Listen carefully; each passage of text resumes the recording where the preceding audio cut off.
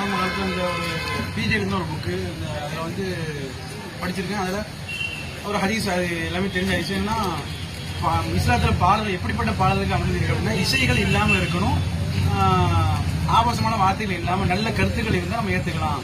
ஆனால் அதே சமயத்தில் ஒருத்தவங்களை புகழ்ற மாதிரி இல்லாமல், ரசூலா காலத்தில் ஒரு பெண்மணி வந்து ரசூலாவை புகழ்ந்து பாடுவாங்க. பாடும்போது நிப்பாட்டு, இந்த மாதிரி பாடாத, என்னை வந்து அப்துல்னு சொல்லு, அல்லாவுடைய அடிமைன்னு சொல்லு, இல்ல முகமது ரசூலுல்லாஹ்னு சொல்லு, இந்த மாதிரி நீ இப்படி சொல்லு, அல்லாஹ்வுடைய தூதரான சொல்லு, அதுக்கு மேல நீ இது பண்ணாத. ஆனா மற்றபடி மார்க்க ரசூலுல்லாஹ் சொல்றாங்க, இந்த மாதிரி பாடல்கள் வந்து இசைகள் இல்லாத பாடல்கள், வேற ஆபாசமான வார்த்தைகள் இல்லாத பாடல்கள் என்ன பண்ணிக்கலாம், மார்க்கத்துக்கு அனுமதி இருக்கு. இன்னொன்று நான் படிச்ச மாதிரி என்னன்னா, ஒரு ஹதீஸ் நானே சொல்லி 2014-15 உட்காந்து ஒரு இது பண்ணும்போது அந்த பிஜி எழுதுற புக்கில் தான் என்ன மாதிரி ஹதீஸ் அப்படின்னா, பெருநாட்கள் இரு தினம் இருக்குல்ல, இரு பெருநாட்கள், நோன்பு பெருநாள், ஹஜ் பெருநாட்கள், அந்த 2 பெருநாட்களையுமே இசை அனுமதி. இந்த மாதிரி ஒரு படிச்ச இந்த ஹதீஸ் இருக்கு. அந்த ஹதீஸ் ஆதாரப்பூர்வமானதா? அப்படி இருந்தா அந்த நம்பர், அந்த ஹதீஸோட நம்பர் எனக்கு இப்ப உடனே நம்பர் இல்ல, நான் பிறகு நம்பர் எடுத்து கொடுக்குறேன். என்ன நூல்? அதாவது இசை முடிஞ்சா அப்படி பேசிக்கிட்டே எடுத்து பாக்குறேன். அப்படின்னா இடையில நான் தரேன். இசை மார்க்கத்துல தடுக்கப்பட்டது. ஒரு செய்தி ஒன்று வருது, இசைக்கருவிகளை உடைப்பதற்கே நான் அனுப்பப்பட்டேன் அப்படிங்கிற ஒரு ஹதீஸும் இருக்கிறது. அது இல்லாம அது இசைக்கருவியா? இசைக்கருவி இல்லாம இப்போ நபிகள் பெருமான காலத்துல தப்புன்னு சொல்றாங்களே, தப்பு ஒரு பக்கம் தோல் போட்டு அடிக்கிறாங்களா, தப்ஸ்ன்னு சொல்லுவாங்க சில ஊர்கள்ல, அது அடிப்பதற்கு அனுமதி இருக்கு. ரசூலுல்லாஹ் அதை வந்து அது இரு பெருநாட்கள்ல அடிச்சிருக்கிறாங்க. அதனாலதான் சில இஸ்லாமிய இயக்கங்கள் என்ன செய்யறாங்க, தபேலா போன்ற விஷயத்தை பயன்படுத்தி பாட்டு போட்டிருப்பாங்க. எழுந்து வா, புரட்சி இருக்கிறது, புறப்பட்டு வா சகோதரா, புறப்பட்டு வா, அப்படிலாம் பாட்டுலாம் பாடுவாங்க. பாடுறதுக்கு இஸ்லாத்து அனுமதி இருக்கு, தப்பே கிடையாது. என்ன சொல்றதா இருந்தா ராகத்தை வச்சுதானே ஓதணும். ராகம்ங்கிறது பாட்டுங்கிறது ராகம் தானே. ராகத்துக்கும் இஸ்லாம் அனுமதிச்சிருக்கு. நல்ல அழகிய ராகத்தோடு ஓதுவரை அழைத்து நபிகள் நாயகம் ஓத சொல்லியிருக்கிறாங்க. இவர் ஓதுறது நபி தாவூத் அலைஹிஸ்ஸலாம் ஓதுவதை போன்று இருக்கிறது அப்படின்னு சொல்லி என்கரேஜ் பண்ணியிருக்கிறாங்க.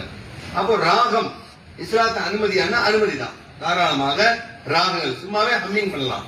ஹம்மிங் இருக்குல்ல, ஹம்மிங் போட்டு அந்த அரகம் போட்டுக்கலாம், தப்பு கிடையாது. சொல்லிக்கலாம், தப்பு கிடையாது, தப்பு இல்ல. அதுக்கு இஸ்லாம் வந்து அதற்கு அனுமதிச்சிருக்கு. அது இல்லாம ஹஸ்ஸான் இப்னு சாபித் அப்படிங்கிற ஒரு கவிஞர் பாடவும் செய்திருக்கிறார். ஒரு நேரம் உஹது போர் நடந்தது இல்லையா, அந்த நேரத்துல உஹது போர்க்களத்தின் போது ஹஸ்ஸான் இப்னு சாபித் பாடி இருக்கிறார். அத ரசூலுல்லாஹ் என்ன செய்யறாங்க, நல்ல கவிஞர்களில் ஹஸ்ஸான் இப்னு சாபித் வந்து ஒரு நல்ல கவிஞர். ஏன்னா அவர் அல்லாஹ்வை புகழ்ந்து மட்டும்தான் கவிதை எழுதுறாரு, மற்றபடி தேவையில்லாம கவிதை எழுதுறது இல்ல அப்படின்னு சொல்லி அவர் பாடவும் செய்வாராம். அதே ரசூலுல்லாஹ் என்கரேஜ் பண்ணியிருக்காங்க. ஒரு திருமண வீட்டுக்கு போகும்பொழுது சகோதரர் சொன்ன மாதிரி ஒரு வீட்டுக்கு போது 2 சிறுமிகள் பாடிட்டு இருப்பாங்க. பாடிட்டு இருக்கும் பொழுது அது ரசூலுல்லாஹ் என்ன செய்யல, தடுக்கல. அப்படி போகும்போது ஒரு நாளை வருவதை இன்றே அறிவிக்கும் நபி வருகிறார் அப்படின்னு பாடிடுவாங்க. அது உண்மையும் கூட, தப்பவும் இல்லை. நிறைய முன்னறிவிப்பு ரசூலுல்லாஹ் செய்யதான் செஞ்சாங்க. ஆனால் ரசூலுல்லாஹ் என்ன பண்றாங்க, அது நானா சொல்றேன், அவன் சொல்லிதான் சொல்றேன். அதனால அந்த சிறுமிகள் என்ன செய்வாங்க, முன்பு பாடினதையே பாடுங்க. அப்ப பாடாதேன்னு சொல்லல, முன்பு பாடினதையே பாடுங்க அப்படின்னு சொல்லி பாடுவதற்கு இஸ்லாம் என்ன செய்யல, தடவிடிக்கிற. பாடுறதுக்கு இஸ்லாத்துல தாராளமா அனுமதி இருக்குது. நாமளே ஒரு கருத்துக்களை எடுத்து பாடலாமும் பாடலாம். சில நாகரிக பாடல்கள் எல்லாம் இறைவனை வர்ணிக்கக்கூடிய பாட்டு இருக்குதா, தாராளமா பாடலாம். அது இல்லாம நல்ல சொற்களை கொண்டு பாடுறதா இருந்தா, குறிப்பாக இறைவனை புகழ்வதா மாதிரி இருந்தா அது பாடுறது தப்பு இல்லை. அது இல்லாம இசை மற்ற இசை கருவிகள் இருக்கு இல்லையா, அந்த பியானோவோ இன்ன பிற ட்ரம்ஸோ, அது மாதிரியான இசை கருவிகளை இல்லாம சாதாரணமா தப்படித்துக் கொண்டு பாடுவதற்கு நபிகள் பெருமானார் அப்படி பாடி இருக்கிறாங்க. நபிகள் நாயகம் அதை தடுக்கலாம் இல்லை. அது இல்லாம சாதாரண பாட இசைக்கருவி எதுவுமே இல்லாம பாடுறதுக்கும் அனுமதி இருக்கு. அது இஸ்லாம் நமக்கு தடுக்கல.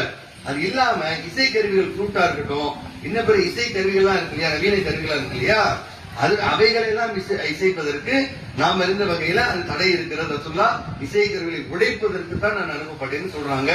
அந்த வகையில் அதெல்லாம் பயன்படுத்தி கொண்டு மற்ற பாடல்கள் பாடுறது இஸ்லாத்துல அனுமதி இல்லை. ஒன்று.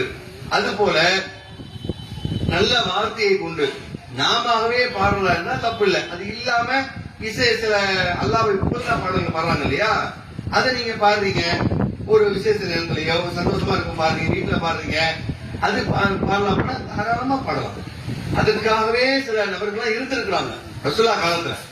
இதுக்குன்னே பாடுறதுக்குன்னே சில பேர் இருந்திருக்கிறாங்க. அதுல ஒரு ஆள் தான் ஹஸ்ஸான் இப்னு சாபித் அப்படிங்கிற ஒரு நபி தோழர். பாடுறதுக்கு இஸ்லாம் அனுமதிச்சிருக்கு, பாடலாம், தப்பு இல்லை. ஓகே, அடுத்து அதனுடைய நம்பர் மட்டும் கேட்டிருக்கிறாங்க. நான் அந்த நம்பர் என்ன அப்படிங்கறத நான் எடுத்து தரேன். அது ஆதாரப்பூர்வமான செய்யலாம், அது ஆதாரமான செய்யலாம். நிறைய நிறைய இடையில வரும். ஒரு சில விஷயங்கள்லாம் இல்ல, நிறைய நேரங்களில் போர் சம்பந்தமான வர நேரத்துல அந்த அன்னைக்கு வந்து ஹஸ்ஸான் இப்னு சாபித் இப்படி பாடினாரு, அதை வந்து ரசூலுல்லாஹ் கேட்டு போனாங்க. இசை கருவியில தப்புன்னு சொல்லி, ஆமா, அது சில எல்லாமே இது பண்ணிக்கலாம், எல்லா நாளையும் அடிச்சுக்கலாம். ரசூலுல்லாஹ் வந்து அன்னைக்கு ஸ்பெஷலா மக்கள் வந்து விளையாடினாங்க, வீர விளையாட்டும் விளையாடினாங்க. ஹதீஸ்கள் அப்படிதான் வருது.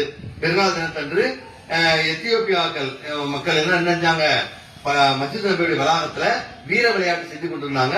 அப்ப நான் எட்டி பார்த்தேன், ரசூலுல்லாஹ்வுடைய தோலுக்கு மேல என் கண்ணத்தை தாடை அப்படி வச்சு இப்படி எட்டி பார்த்தேன்.